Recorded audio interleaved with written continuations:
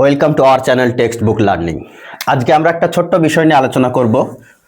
White বোর্ডে আজকে তিনটে শব্দ লিখেছি, এমটি, ব্ল্যাঙ্ক এবং ভ্যাকেন্ট। এই তিনটির অর্থ হচ্ছে খালি বা শূন্য বা ফাঁকা। তবে কোনটা কোন ক্ষেত্রে ব্যবহার হয় একটু আমরা ডিটেলসে জেনে নেওয়ার চেষ্টা করি। দেখো, এমটি প্রথমেই লেখা আছে এমটি।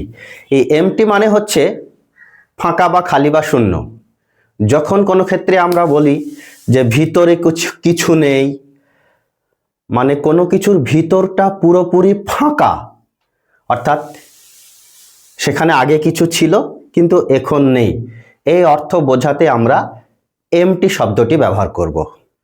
কয়েকটা উদাহরণ দেখা যাক। যেমন বলা যেতে পারে দ্য গ্লাস ইজ এমটি, অর্থাৎ গিলাসটি ফাঁকা। গিলাসের ভিতরে হয়তো আগে কিছু ছিল, এখন নেই।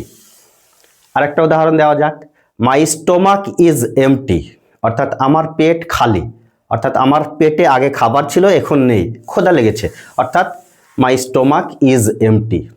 আরেকটা উদাহরণ দেওয়া যাক, the room feels empty without you, অর্থাৎ ঘরটি, এখানে একটা আবেগ বা অনুভূতি বোঝাতে এই এমটি শব্দটি ব্যবহার করা হয়েছে।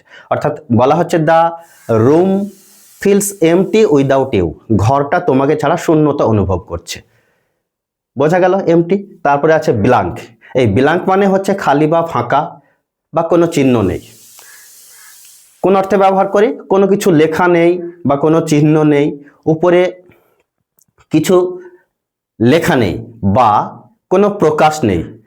যেমন কোন কোন ক্ষেত্রে ব্যবহার হয়, কাগজে কিছু লেখা নেই বা স্ক্রিনে কিছু লেখা নেই, বা মুখের ভাব দেখে অনেক সময় হয়তো মনে হয় যে শূন্য মুখ বা ফাঁকা মুখ, এই ক্ষেত্রে আমরা ব্ল্যাঙ্ক ব্যবহার করব। কয়েকটা উদাহরণ দেখা যাক। এ ব্ল্যাঙ্ক পেজ, অর্থাৎ ফাঁকা কাগজ, মানে কাগজের উপরে কিছু লেখা নেই। আরেকটা উদাহরণ দেখা যাক, দ্য ফর্ম ইজ ব্ল্যাঙ্ক, অর্থাৎ ফর্মের, আমরা বিভিন্ন ক্ষেত্রে ফর্ম ফিল আপ করি, ফর্মের উপরে কিছু লেখা নেই। এ বা দ্য ফর্ম ইজ ব্ল্যাঙ্ক। আরেকটা উদাহরণ দেওয়া যাক, he gave me a blank cheque. আমরা অনেক সময় অনেককে চেক দিই, বলা হচ্ছে he gave me a cheque blank, বা he gave me a blank cheque, সে আমাকে একটা শূন্য চেক দিয়েছে, অর্থাৎ চেকের উপরে কোনো অ্যামাউন্ট বা কিছু লেখা নেই। এই অর্থে আমরা ব্ল্যাঙ্ক ব্যবহার করব। তারপরে কি আছে? ভ্যাকেন্ট। এই ভ্যাকেন্ট মানে হচ্ছে খালি বা শূন্য, অর্থাৎ কোনো ব্যবহারকারী নেই বা কেউ নেই।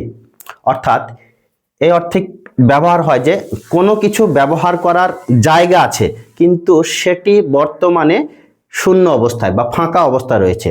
যেমন থাকার ঘর হতে পারে, আসন হতে পারে, চাকরি হতে পারে, ফ্ল্যাট হতে পারে। তাহলে উদাহরণ আমরা কি দিতে পারি?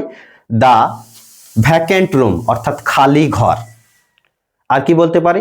দ্য সিট ইজ ভ্যাকেন্ট, অর্থাৎ সিটে কেউ বসে নেই। আর কি বলতে পারি?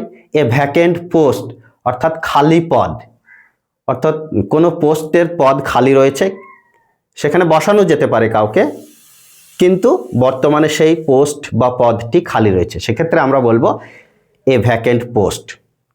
আশা করছি এমটি, ব্ল্যাঙ্ক এবং ভ্যাকেন্ট খুব সুন্দরভাবে বোঝা গিয়েছে। Thanks for watching. যদি ভিডিওটি ভালো লেগে থাকে সাবস্ক্রাইব করে আমাদের পাশে থাকো।